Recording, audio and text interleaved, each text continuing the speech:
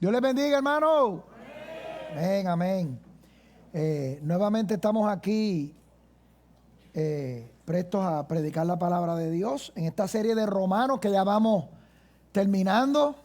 Vamos por el capítulo 15 y es la continuación de la predicación del texto, ¿verdad?, de la semana pasada, titulado Cristianos de la Gran Comisión. Primeramente los niños pueden pasar a sus clases y nos preparamos mente, corazón y oídos para escuchar la palabra de Dios. El texto que vamos a predicar hoy está en Romanos 15, 22 al 33. Romanos capítulo 15, 22 al 33.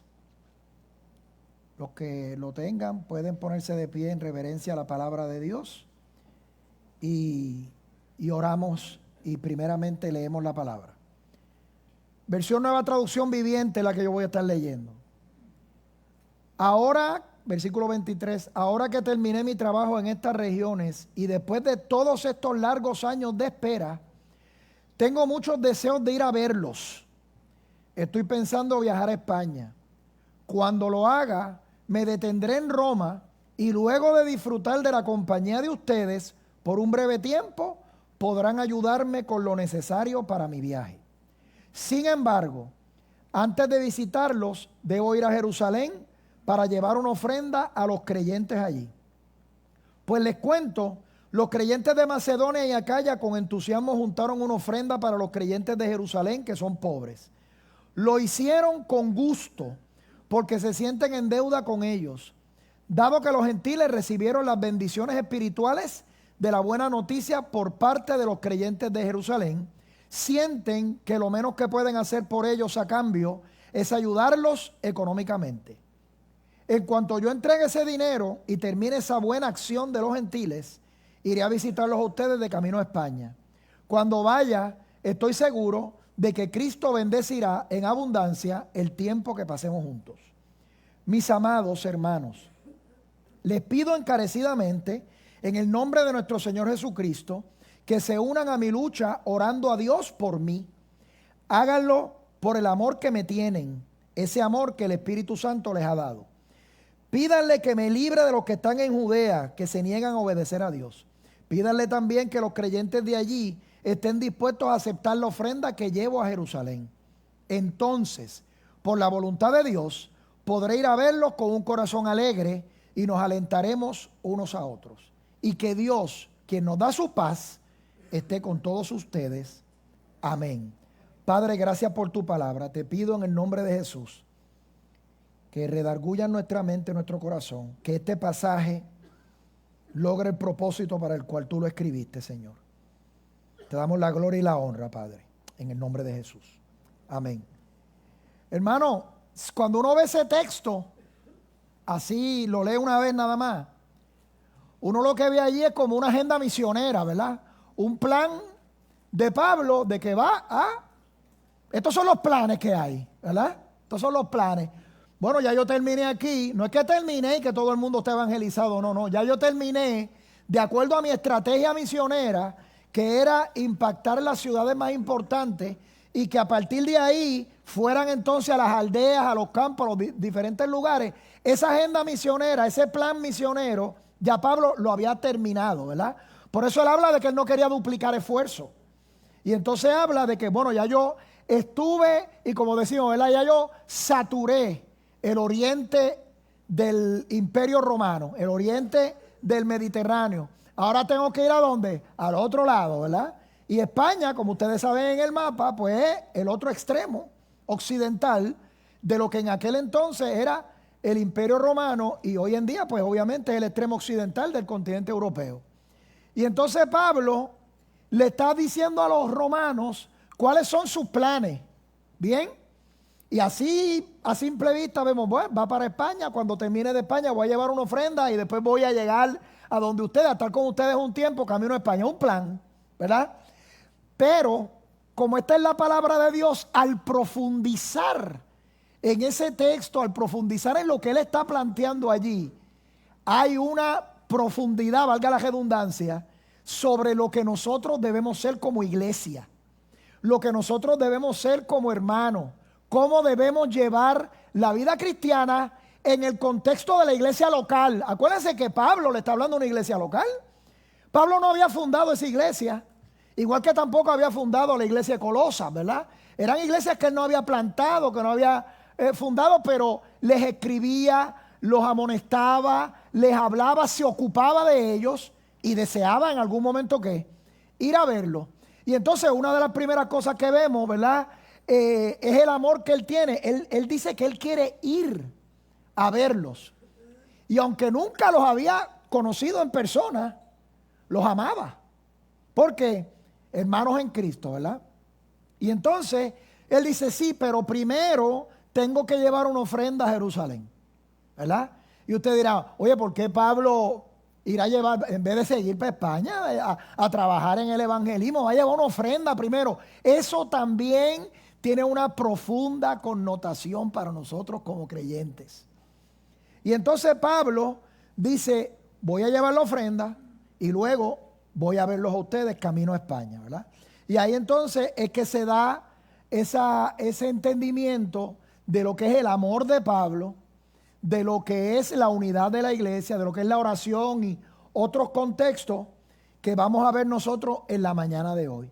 Y aunque eso parecía una agenda misionera, ahí hay 4 enseñanzas para nosotros como creyentes. Cuando yo lo leía, le confieso, hermano, al principio, que yo veía una agenda misionera con algunas cosas muy, muy importantes, pero no tan profundas para la iglesia local. Por lo tanto, siguiendo con la línea de la semana pasada de lo que es un cristiano de la gran comisión, ¿verdad? De la gran comisión que el Señor nos ha dado, vamos a ver 4 enseñanzas. La primera de ellas es: el cristiano de la gran comisión ama a sus hermanos y anhela su compañía. Amén. Entonces allí dice, ahora en el versículo 23, que terminé mi trabajo en estas regiones y después de todos estos largos años de espera, porque él ansiaba verlo, tengo muchos deseos de ir a verlo. Estoy pensando viajar a España. Cuando lo haga, me detendré en Roma. Pero él está pensando que va para España. Pero se va a detener en Roma. Voy a disfrutar de la compañía de ustedes y ustedes me van a ayudar para lo necesario para mi viaje también. O sea que ese amor es de ir a verlo, de compartir con ellos, pero también ¿para qué? Para que ellos se involucren en la obra misionera también. Entonces, ese deseo de Pablo de llegar al extremo occidental del Imperio Romano, que se llama España, lo llevó por su pasión por el Evangelio, ¿verdad? Él quería cubrir todo lo que era el mundo civilizado, si se quiere, ¿verdad?, de aquella época. Obviamente, cuando ese plan de España, ustedes saben que no se logró, porque él sí llegó a Roma, pero llegó a Roma para ser juzgado, encarcelado, juzgado y luego decapitado.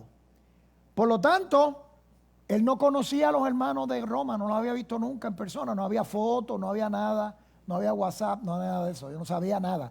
Tenía que ir allí para poderlos ver. Sin embargo, los amaba ya. Desde Romanos 1:11, Pablo decía, y hablaba de su deseo y de su anhelo de verlo, cuando decía, pues tengo muchos deseos de visitarlos, desde Romanos 1:11, en la introducción de la carta, para llevarles algún don espiritual que los ayude a crecer firmes en el Señor.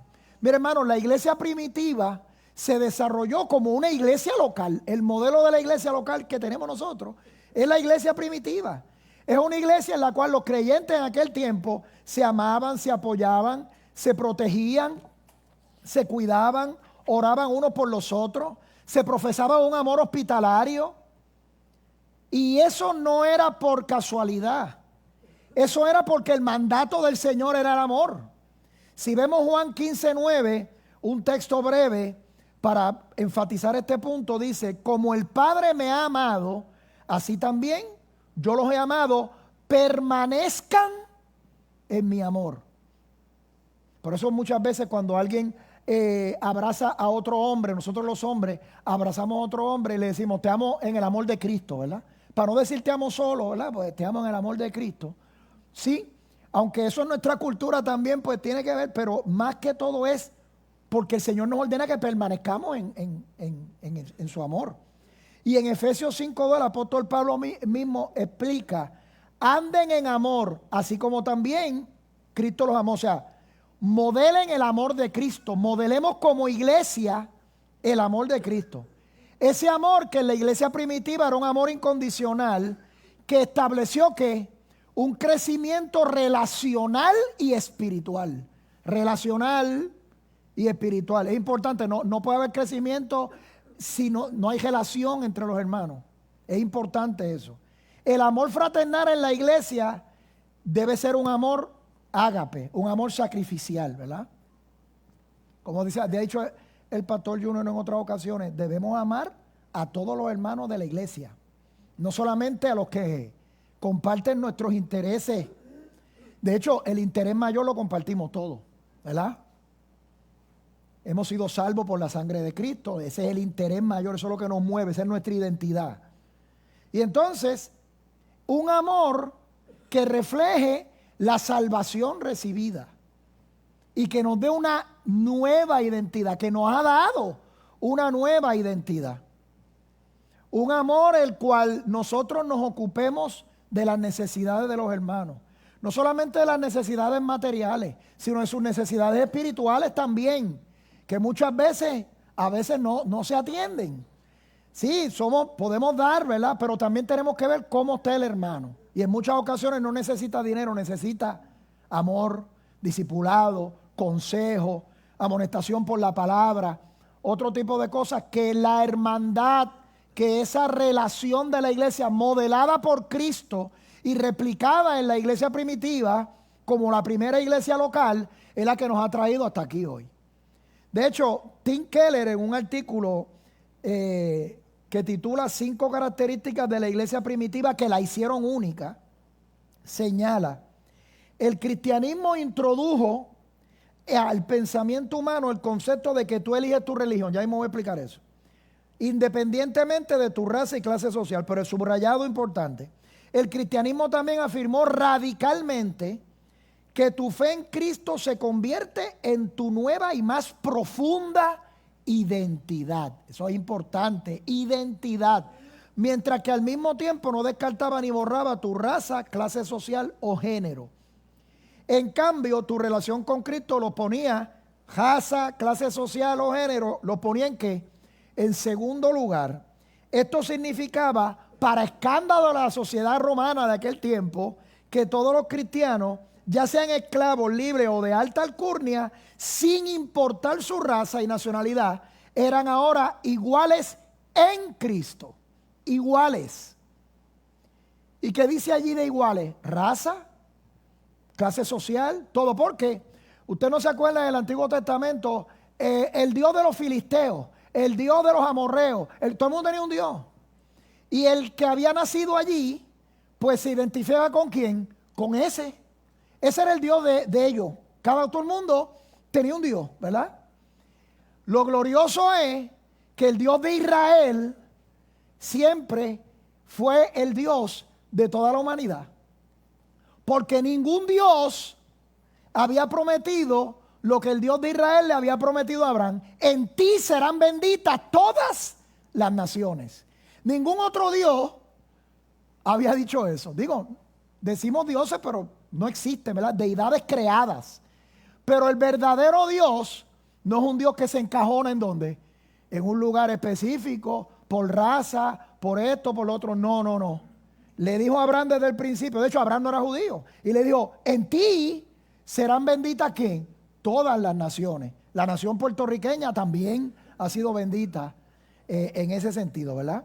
Por eso en Gálatas 3, 26 al 29, ese no va a salir en la pantalla, pero se lo voy a leer.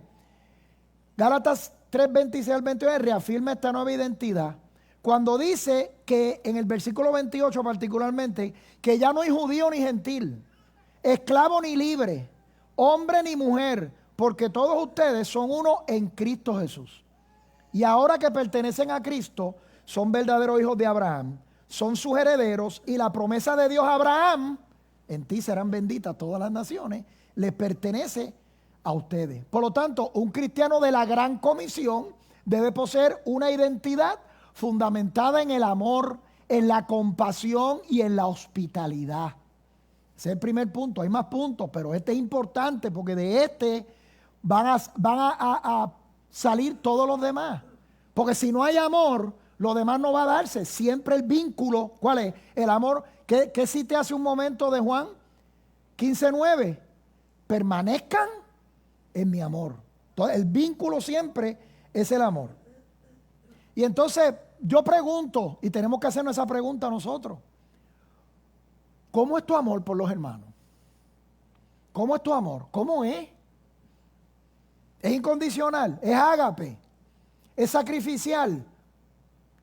¿Es sincero en Cristo? Miren, cuando vemos lo que Dios hizo en nosotros a través de Cristo, nosotros podemos dar ese amor. Mientras menos entendamos la gran salvación, menos vamos a poder proveer ese amor horizontal aquí entre los hermanos. Mientras más entendamos el gran amor que Él tuvo por nosotros, siendo enemigos de Él, nosotros entonces vamos a poder entender ese amor y ejecutarlo de manera práctica en la hospitalidad, en la empatía, en la compasión y en todo lo que implica eso. Tenemos un compromiso de amor ágape con creyentes de la iglesia local, con todos los creyentes, o de otros lugares también, como Pablo. Pablo amaba incondicionalmente a los hermanos de Roma y nunca los había visto. Y algo para reflexionar, hermano, porque acuérdense que se trata de identidad. ¿Qué nos impide hacer eso? ¿Qué nos impide amar a los demás con ese amor sacrificial? Que lo que estamos haciendo cuando amamos sacrificialmente es imitando el amor de Cristo por nosotros. Esa es la imitación. Y nosotros debemos ir, como dice la palabra, de gloria en gloria a la imagen del Señor, ¿verdad que sí? Por lo tanto, siempre Pablo tuvo el deseo, por amor, de ir a conocer a los hermanos en Roma. Pero también por amor se había tardado largos años porque estaba predicando el evangelio en otro lugar. Por lo tanto, siempre se trató de amor. El no poder ir era por amor y el ahora ya poder ir también es por amor. Siempre es el amor. Por eso, cuando Él le dice, ya por fin tengo este plan, pero ¿qué pasa? Todavía el amor sigue. Yo voy para allá, pero voy a llevar una ofrenda primero. Y ustedes dirán, pero ¿por qué Pablo va a llevar eso? Uno manda a alguien que lleve esa ofrenda. Ustedes verán ahora. El punto número 2, el cristiano de la Gran Comisión se compromete económicamente con la misión. Como muestra de gratitud a Dios. No es un tema mecánico, no es un tema legalista, no, es muestra de gratitud a Dios. Por eso en el subrayado dice, el versículo 27, esa ofrenda la van a llevar creyentes gentiles, ¿verdad? Y dice el versículo 27, lo hicieron con gusto porque se sienten en deuda con ellos, dado que los gentiles recibieron las bendiciones espirituales de la buena noticia por parte de los creyentes de Jerusalén. Sienten que lo menos que pueden hacer por ellos a cambio es ayudarlos económicamente. O sea que es una ofrenda de gratitud. En cuanto yo entregue ese dinero y termine esa donación, iré para allá. Por lo tanto, Pablo todavía se iba a tardar un poco más, y no era un poco más, eran 1250 kilómetros, ida, estar allí, 1250 kilómetros para llegar a donde salió, para entonces llegar a España, a Roma, perdón.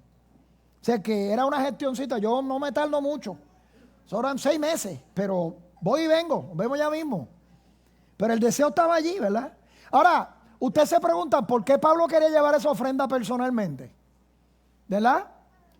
¿Por qué no encomendó dicha gestión a otros de los hermanos que trabajan con él? Todos los diáconos, otros pastores que trabajan con él. A Timoteo, mira, llévale esta ofrenda allá.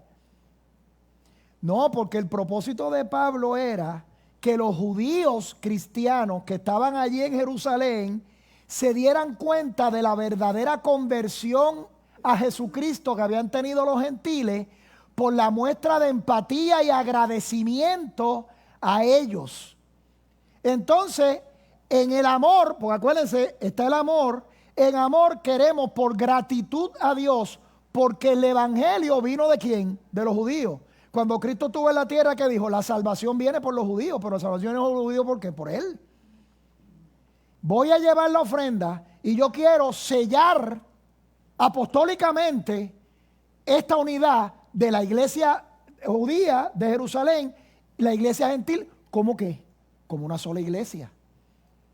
Una identidad, una sola identidad. De hecho, los hermanos de Macedonia y Acaya, no quiere decir que tenían mucho dinero. Fue una ofrenda sacrificial también. Ellos eran pobres también, pero hicieron, ¿verdad?, una recolecta y quisieron agradar y mostrar gratitud a los hermanos a los creyentes de Israel, de Jerusalén. Por lo tanto, en esa nueva identidad, Dios, que es el dueño de todas las cosas, nos lleva a bendecir con nuestras ofrendas a los hermanos necesitados materialmente. Esa enseñanza de allí, cuando Pablo se ocupa de llevarla y establecer la unidad, es para que nosotros hagamos lo mismo hoy en día. Ese era el propósito. Por eso Pablo no siguió de donde estaba, que estaba más cerca, físicamente hablando, geográficamente hablando, estaba más cerca para llegar a Roma y le pudo haber dicho a Epafra o a alguno de ellos, mira, llévate esa ofrendita ya con los muchachos en lo que yo voy a Roma porque tengo que seguir para España. No. Pablo quería llevar la ofrenda para mostrar la unidad y para establecer de una vez que la iglesia, la identidad de la iglesia cristiana, de la iglesia primitiva y de nuestra iglesia hoy es una sola.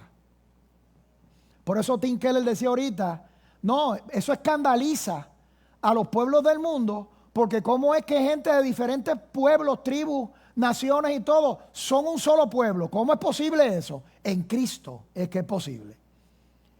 Y entonces esa ofrenda era de gratitud, no era por nada legalista. Dice el pastor David Barceló, no creemos que debamos ofrendar para que Dios nos bendiga, sino al revés. Ofrendamos porque Dios nos ha bendecido. ¿Te ha dado algo el Señor? ¿Tienes sustento y abrigo? ¿Dios provee para ti cada día? Nuestras ofrendas no son para negociar con Dios, sino una muestra de nuestra gratitud y devoción por su bondad y generosidad con nosotros. ¿Y cuál fue la muestra de bondad y generosidad más grande que tenemos que Cristo tuvo con nosotros? La salvación. La gracia de Dios derramada en nosotros, ¿verdad? Por eso esa deuda de amor que ellos tenían los llevó a gratitud material. No puedo pensar en alguien que diga, a mí me gustan las misiones, yo estoy llamado a las misiones. Oye, ¿y con qué misión tú colaboras económicamente? Con ninguna. ¿Y entonces? Ustedes saben que antes de un misionero, no es que eso sea una regla, ¿verdad? Pero lo típico y normal es que cuando alguien tiene una inquietud misionera, empieza ofrendando la misión. ¿Por qué? Porque empatiza con las necesidades, pero sobre todo, si quieres ir a la misión, y cuando hablo de la misión no estoy hablando de misiones internacionales, la iglesia es una misión. Cuando colaboramos aquí, ofrendamos y diezmamos aquí, es porque nosotros le damos gracias a Dios por lo que Él ha hecho por nosotros y queremos entonces suplir necesidades materiales de los hermanos, pero también que se utilice ese dinero ¿para qué? Para la predicación del evangelio, ya sea aquí o fuera de aquí. ¿Por qué? Miren, en Romanos 11:7, Pablo, acuérdense que los mejores ejemplos son los ejemplos agrícolas, son espectaculares. Y en la Biblia, pues, todos son así, la gran mayoría. Miren lo que dice aquí. Algunas ramas del árbol de Abraham, algunos del pueblo de Israel, han sido arrancadas. Y ustedes los gentiles, que eran ramas de un olivo silvestre, ¿fueron qué? Injertados. Los que saben de agricultura aquí saben lo que es un injerto, ¿verdad? No estaba allí y lo colocaron allí. Así que ahora ustedes también reciben la bendición que Dios prometió a Abraham y a sus hijos, con lo cual comparten con ellos el alimento nutritivo que proviene de la raíz del olivo especial de Dios. Nosotros no somos judíos, pero ¿qué le plació a Dios? injertarnos allí también como pueblo de Él. Ese era el agradecimiento que tenían los hermanos gentiles, y por eso Pablo fue con ellos, para mostrar esa unidad, para mostrar esa gratitud. Pero eso nos enseña que nosotros también debemos hacer lo mismo, ofrendar en gratitud a Dios. ¿Para qué? Para que su obra se siga expandiendo, para que el evangelio siga siendo predicado, para que los misioneros puedan ir a los lugares donde no se ha escuchado el nombre de Cristo todavía, para suplir necesidades de los santos aquí en la iglesia.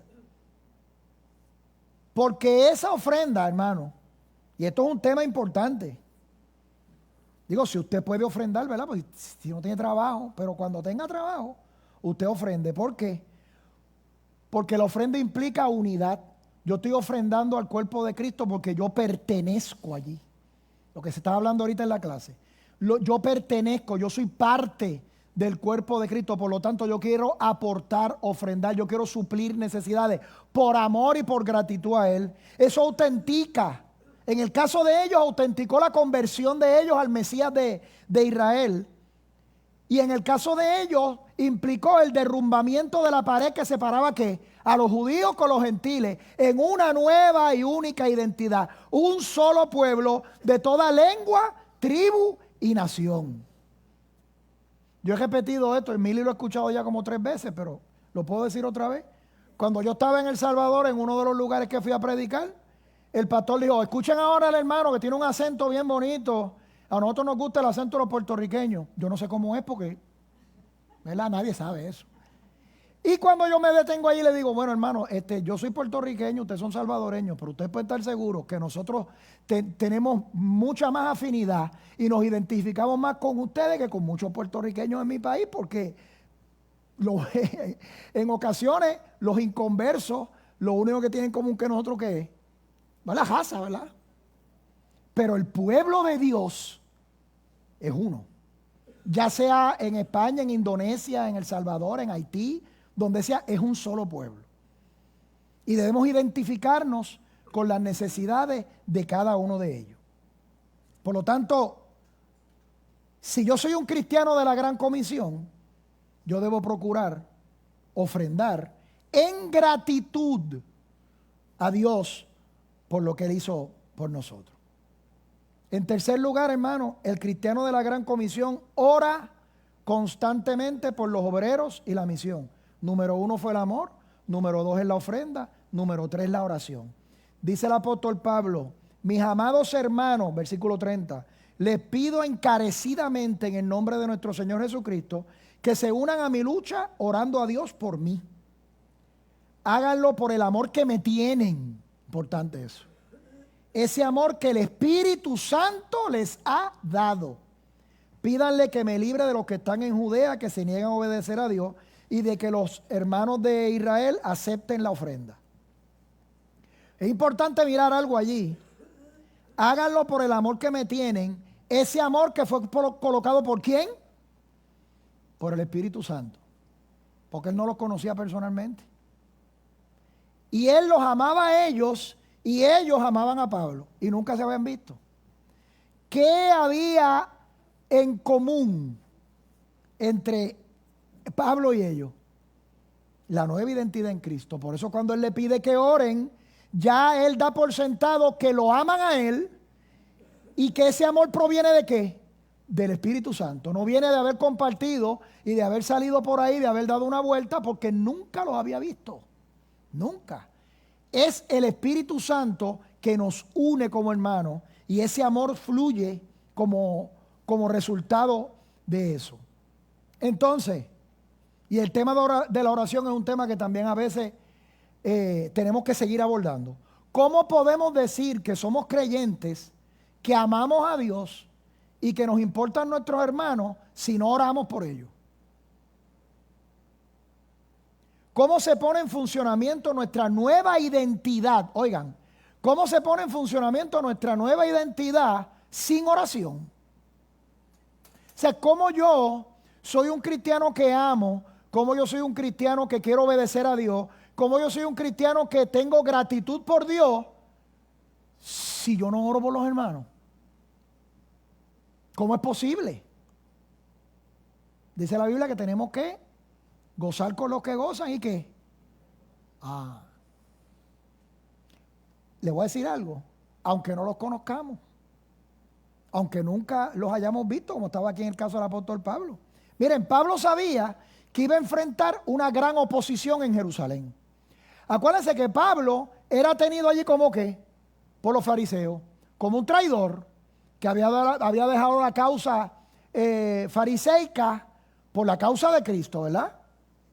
Y entonces, en el caso de los creyentes judíos, también por su bagaje cultural, Pablo oraba para que fueran a aceptar una ofrenda de un gentil, ¿verdad? O sea, estaba la lucha por los que decían que él era un traidor y estaba la lucha de que los judíos aceptaran la ofrenda que viene de parte de quién, de una gente de allá de Macedonia y de Acaya, que muchos de ellos a lo mejor no saben ni dónde quedaba eso, ¿verdad? Pero era una ofrenda de amor. Entonces, hermano, él pide a los hermanos de Roma que oren por eso.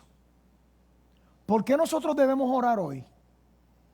¿Por qué? ¿Por quiénes? Bueno, yo creo que debemos orar por la iglesia local primero, por la iglesia bautista La Gracia, la iglesia local.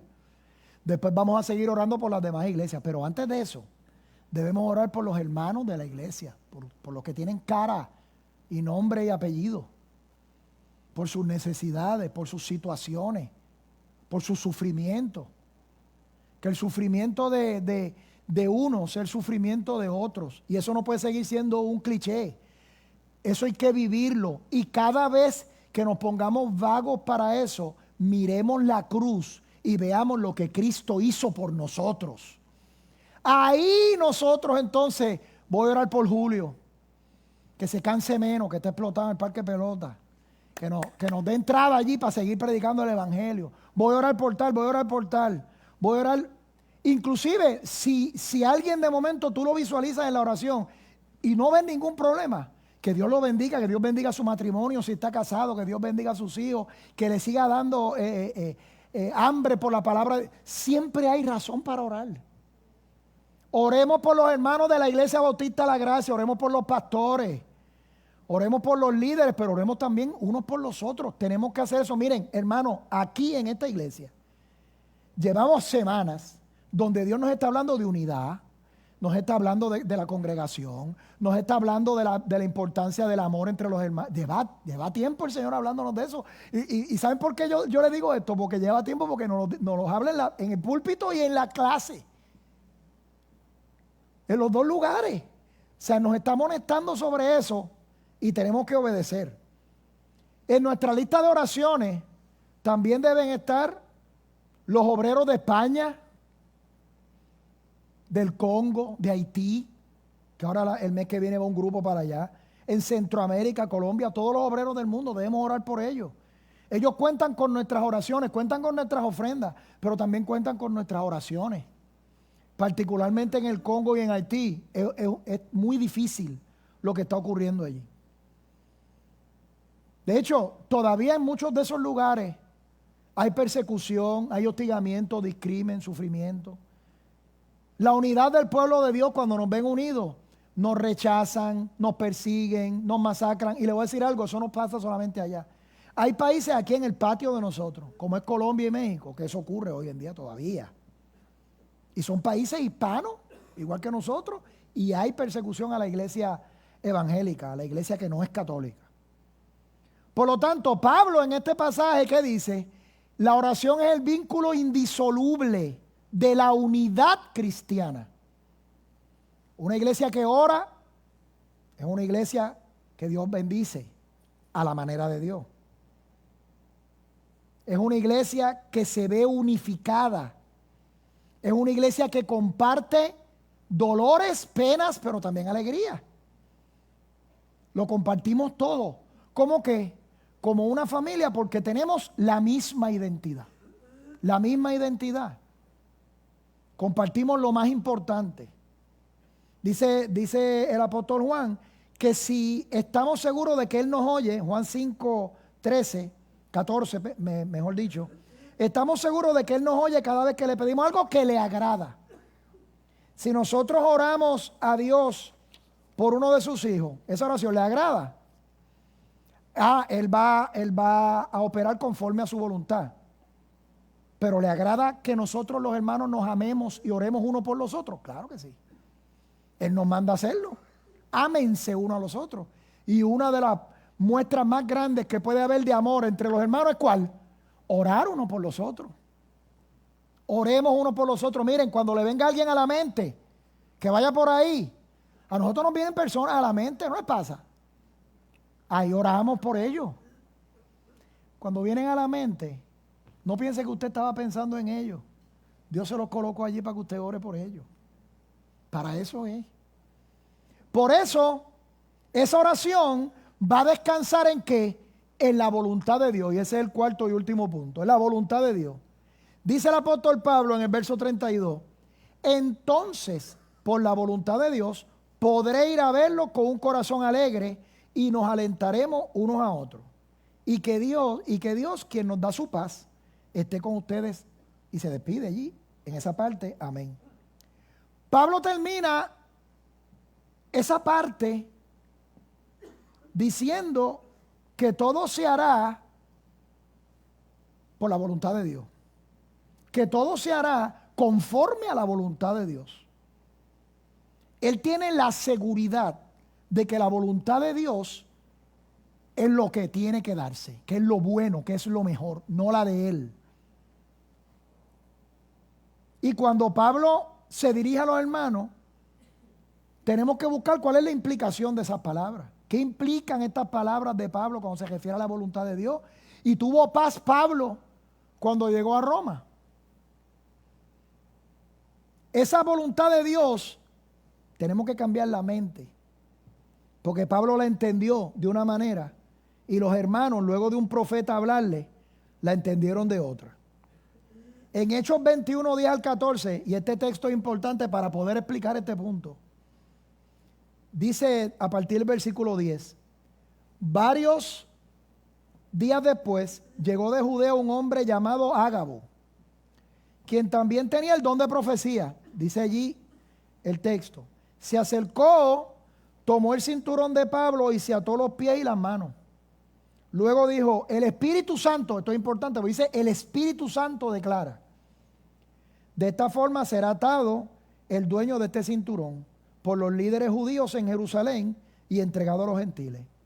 Cuando lo oímos, tanto nosotros como los creyentes del lugar le suplicamos a Pablo que no fuera a Jerusalén. Pero no entendieron que el profeta le estaba diciendo, el Espíritu Santo declara. Ya eso iba a pasar. Y él le contesta, pero este llanto me parte en el corazón. Yo estoy dispuesto no solo a ser encarcelado en Jerusalén, sino incluso a morir por el Señor Jesús. Y dice el versículo 14, al ver que era imposible convencerlo, nos dimos por vencidos y dijimos, mira lo que dijeron, que se haga la voluntad de Dios. Pues si se lo habían acabado de decir, ¿cuál era? Para Pablo, ir a Jerusalén a llevar la ofrenda estaba en la voluntad de Dios. ¿Por qué? Porque la voluntad de Dios, conforme lo había entendido el apóstol, era que establecer, demostrar y cimentar la unidad del pueblo de Dios. Judíos y gentiles, un solo pueblo. ¿Eso es importante? ¿Eso era importante en ese tiempo? Sí. Sí, porque hubiésemos tenido ahora dos iglesias. Era importante, por lo tanto, la voluntad de Dios era que Él fuera allá, sellar esa unidad con esa ofrenda de los gentiles. Por lo tanto, el apóstol Pablo que dijo, mi integridad física no es importante. La encomienda divina que sellaría la unidad de la iglesia requería fe, valentía y confianza en la voluntad de Dios. Esa era la voluntad de Dios, no el de quedarse luego de que el profeta le dice que lo van a majar y que se lo van a llevar y lo van a arrestar. No, porque el profeta le dijo que el Espíritu Santo lo declaró. Por lo tanto, eso va a pasar. A veces nosotros nos dan un consejo, nos dice por la Biblia. Y ahí está la voluntad de Dios. ¿Qué más quiere? ¿Qué más señales? Como con los fariseos que pedían señales y señales y señales y señales. Pero ¿sabe por qué pedían tantas señales? Porque nunca iban a creer. Y necesitaban más y más. Entonces, la profecía de Ágabo fue una sorpresa para Pablo. No, pues si Pablo desde el principio está diciendo, oren porque tengo oposición. Oren porque los judíos acepten la ofrenda. Oren porque allí tengo enemigos. Él sabía para dónde iba. O sea que Ágabo lo que hizo fue confirmar que el apóstol fuera a Jerusalén y que la voluntad de Dios era esa. Si a nosotros nos dijeran que la voluntad de Dios es esa, ¿haríamos caso? Miguel dice que no. Si nos dice, el Espíritu Santo dice que vayas para allá, no, te van a majar, te van a hacer esto y lo otro, pero el Espíritu Santo dice que tienes que ir. ¿No? Sin embargo, miren lo que es la voluntad de Dios. Pablo estuvo en Jerusalén, entregó la ofrenda. Y Pablo llegó a Roma, pero no llegó como misionero, llegó como prisionero. Su viaje no fue para reunirse con los hermanos de Roma, aunque sí se reunió, sino fue para ser juzgado por el César. Sin embargo, allí en Roma pudo compartir con los hermanos el evangelio, y ese evangelio fue predicado inclusive en el corazón del imperio romano. Mire lo que dice Filipenses 1, 12 al 14, que es hermoso, sobre la voluntad de Dios y sobre cómo Dios opera, hermano. Además, mis amados, quiero que sepan que todo lo que me ha sucedido en este lugar, preso, encarcelado, amajado con un soldado, ha servido para difundir la buena noticia. Pues cada persona de aquí, incluida toda la guardia del palacio, sabe que estoy encadenado por causa de Cristo, y dado que estoy preso, la mayoría de los creyentes de este lugar han aumentado su confianza y anuncian con valentía el mensaje de Dios sin temor. De hecho, ocurre algo sobrenatural, porque si a alguien lo meten preso por decir algo, los demás se van a quedar callados, para que no los metan preso también. Sin embargo, el Espíritu Santo providencialmente, la voluntad de Dios en efecto y ejecución, al Pablo estar preso por predicar el evangelio, ¿qué provocó? Que la gente predicara el evangelio. Eso solamente lo hace el Espíritu Santo, porque en el curso normal de las cosas todo el mundo se queda callado. Porque me van a hacer lo mismo que le hicieron a él. ¿Correcto? No. Lo que provocó el Espíritu Santo, ¿qué fue? Hablen el evangelio, prediquen el evangelio. Se predicó el evangelio en el corazón del imperio romano, en el palacio, en el pretorio, en la guardia, allí. ¿Y saben qué? La voluntad de Dios fue cumplida. La confianza de Dios estaba colocada donde tenía, la confianza de Pablo estaba colocada donde tenía que estar. En un Dios poderoso y eterno que respalda a sus hijos. Y Pablo culminó su ministerio en Roma. Se predicó el evangelio en el corazón del imperio romano. Pablo no llegó a España, Dios llegó. Tenemos la confianza nosotros de que la voluntad de Dios es mejor que la nuestra. Siempre es mejor. Y podría decirle algunos ejemplos, pero se me está acabando el tiempo. Yo tengo un cronómetro aquí. El miedo a predicar el evangelio en lugares, no, yo cojo consejo. El miedo a predicar el evangelio en lugares desconocidos dicta nuestras decisiones ministeriales.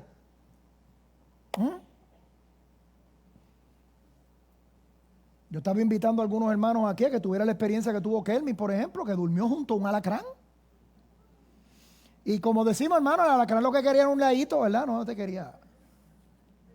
Pero ¿sabes cómo nosotros vamos a discernir esa voluntad? Obviamente en oración, en consejo, en conocimiento de la palabra. Para eso están los pastores que nos guían también, conforme a la voluntad de Dios. Pero miren lo que Pablo, cuando confiamos en la voluntad de Dios, hermano, y cuando realmente creemos que la voluntad de Dios es buena, agradable y perfecta, Pablo escribe: esto que me está pasando, estoy preso, me van a cortar la cabeza posiblemente, todas esas cosas, ha sido bueno para el evangelio. y la voluntad de Dios se ha cumplido completamente, llegaremos a ese nivel de entendimiento nosotros. Y la gente, en vez de callarse, están predicando el evangelio. O sea que Dios dijo, no, sí, yo te voy a usar a ti, pero tú no vas para España. Al corazón del imperio romano es que yo quiero predicarle, que yo quiero que me conozcan. ¿Y saben qué? La estrategia de Dios fue perfecta, porque de ahí el evangelio llegó aquí hoy. ¿Qué pueblo nos conquistó a nosotros? España. Pablo quería ir a España. Nosotros estamos aquí con otra creencia. No. Pablo no llegó, pero Dios llegó. Y por eso se predica el evangelio aquí en esta mañana. Por lo tanto, hermano, nosotros debemos volver una vez más a repasar, luego de haber hablado de lo que es un cristiano de la Gran Comisión. Y cuando decimos un cristiano de la Gran Comisión, no es un estatus ni nada, no. Es un cristiano que vive en obediencia a lo que Dios nos ha ordenado. Recordar lo que dice Mateo 28, 18 al 20. Que siempre decimos la Gran Comisión. Pero vamos a mirarlo una vez más, luego de lo que hemos predicado hoy, a ver si lo ve de otra manera. O de la manera que Dios quiere que usted lo vea, mejor dicho. Jesús se acercó y dijo a sus discípulos, se me ha dado toda autoridad en el cielo y en la tierra. La autoridad es de Él, completa. Por lo tanto, ordeno, vayan y hagan discípulos de todas las naciones, bautizándolos en el nombre del Padre, del Hijo y del Espíritu Santo, enseñan a los nuevos discípulos a obedecer todos los mandatos que les he dado. Obedecer, crecimiento, santidad. Y tengan por seguro esto, que yo estaré con ustedes siempre hasta el fin de los tiempos. Así estuvo Dios con Pablo hasta el fin de sus días. La promesa del Señor Jesucristo aquí en este pasaje de la Gran Comisión no se la dio a Pablo solamente, nos la dio a nosotros también. Y la confianza, ¿sabes cuál es? Que Él va a estar con nosotros todos los días hasta el fin del mundo. Yo no quisiera estar con más nadie. Si la promesa es que a donde yo vaya, Él va a estar conmigo, yo voy. Independientemente de las circunstancias, porque la voluntad de Dios es buena, agradable y perfecta. Buena. No como nosotros entendemos lo que es bueno. Es buena conforme a lo que Él entiende que es bueno. Porque para Él fue bueno que su Hijo muriera en una cruz por nosotros. Eso fue bueno. Y para nosotros, para el imperio romano en aquella época, que era la cruz, lo más bajo que podía haber, ¿verdad? Oigan esto, hermano. Y eso era una agenda misionera. Y aquí está el evangelio. Porque si esa voluntad es buena, agradable y perfecta, la voluntad es de Dios por su gracia, es que nosotros vengamos en arrepentimiento, en fe y arrepentimiento, reconociendo que estamos perdidos sin Él. La promesa de que estaré con ustedes todos los días hasta el fin del mundo es solamente dada a ¿quiénes? A sus hijos. A sus hijos. Y sus hijos somos los que a través del Espíritu Santo, no por voluntad propia, porque éramos enemigos, el Espíritu Santo nos dio convicción de pecado. ¿Qué convicción de pecado? Abrió nuestros ojos y nos dimos cuenta de que habíamos pecado no contra personas, que también, sino contra Dios. Porque los estatutos y los mandatos violados no los puso el hombre, los puso Dios. Pero en ese amor, en esa buena voluntad, agradable y perfecta, a Dios le plació encarnarse y venir a ser uno como nosotros. Humillarse, porque es una humillación para Dios. Y encarnado, murió por nosotros para que nosotros, si nos arrepentimos, tengamos acceso al Padre nuevamente, no a través de nosotros, no a través de nuestras obras, no a través de lo que nosotros hagamos, sino por lo que hizo Cristo en la cruz del Calvario. El único sacrificio que Dios acepta para perdón de pecado es el de su Hijo Jesucristo, porque costó todo, porque Él nunca pecó, porque fue un cordero perfecto y sin mancha. Nosotros tenemos muchas manchas y lo único que puede es blanquearlas a su imagen. Y cuando Dios nos ve, ve a su Hijo sin mancha. Cuando Dios nos ve a nosotros, ve a su Hijo sin mancha, no nos ve a nosotros. Esa fue su voluntad. ¿A usted le gustó esa voluntad de Dios? Nos gustó esa voluntad de Dios, ¿verdad que sí? Gracias, Señor, porque te fijaste en nosotros, insignificante. Insignificante. Y de verdad insignificante. Sin embargo, se fijó en nosotros, por amor derramó su gracia. Y ahora podemos tener entrada al Padre por su Hijo Jesucristo. Esa es la única verdad existente, no hay otra. No busque manera. Le da la vuelta a la Meca y se va manchado si no lo aplastan en el camino. Allá construye un templo aquí, construye un templo acá, hay 40,000 dioses. Y no digo 40,000 de exagerado, hay como 40,000 dioses en los pueblos hindúes. Están divididos, hinduismo tal, budismo tal, budismo tal. Solamente Cristo salva.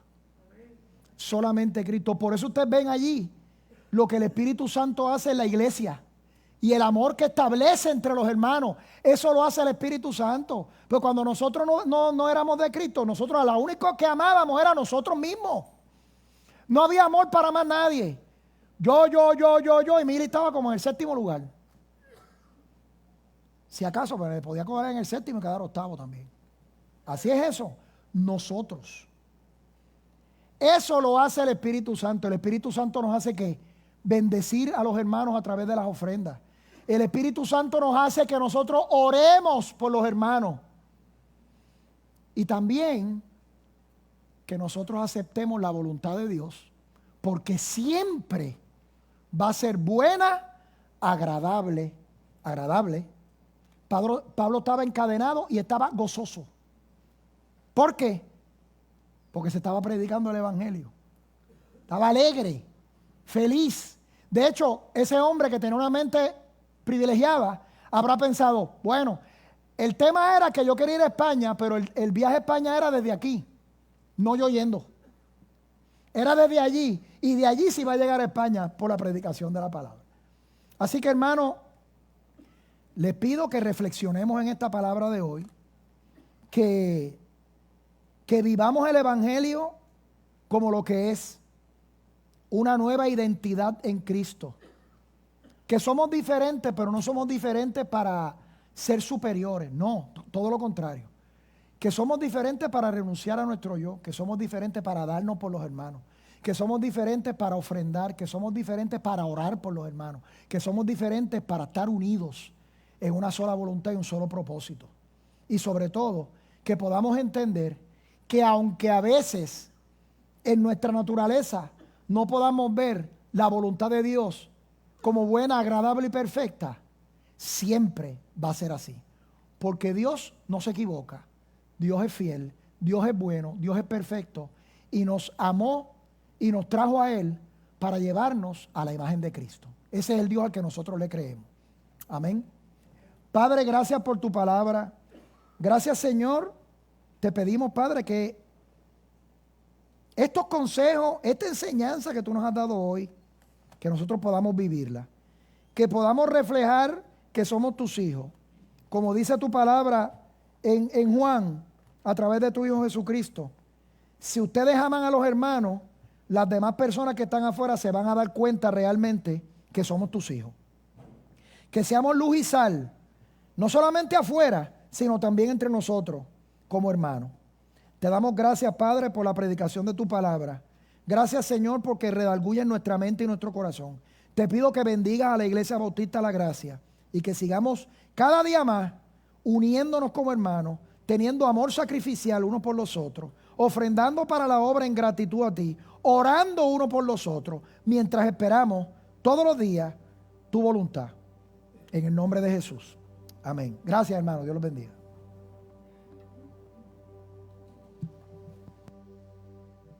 Amén.